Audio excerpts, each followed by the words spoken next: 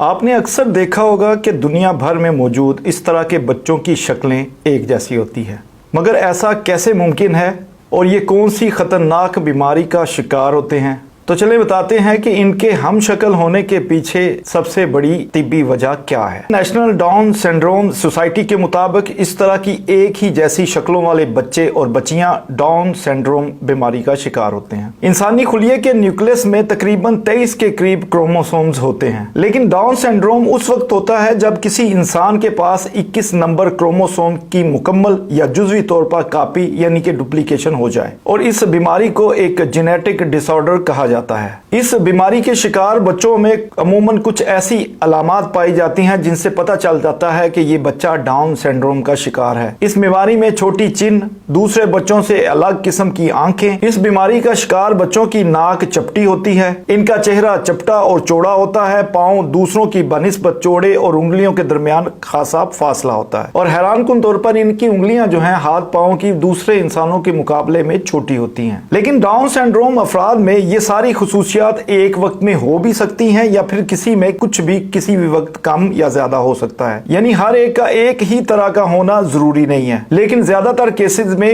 ان تمام down syndrome بچوں کی شکلیں ایک جیسی ہمیں دکھائی دیتی ہیں۔ اس بیماری کا ایک ہی فائدہ ہوتا ہے کہ اس بیماری کا شکار بچی یا بچہ دور سے ہی پہچانے جاتے ہیں کہ یہ ڈاؤن سنڈروم کا شکار ہیں۔ طبی نقطہ نظر سے ڈاؤن سنڈروم کو پٹھوں کا ہائپوٹونیا بھی کہا جاتا ہے، جس میں ان کے اعضاء سخت نہیں ہوتے اور جنہیں اچھی طرح کنٹرول کرنا ممکن نہیں ہوتا۔ امریکہ میں ہر 691 بچوں میں سے ایک بچہ ڈاؤن سنڈروم کے ساتھ پیدا ہوتا ہے، اور پریشان کن بات یہ ہے کہ اس کا علاج ابھی تک کسی بھی طور پوری دنیا میں ممکن نہیں ہو سکا۔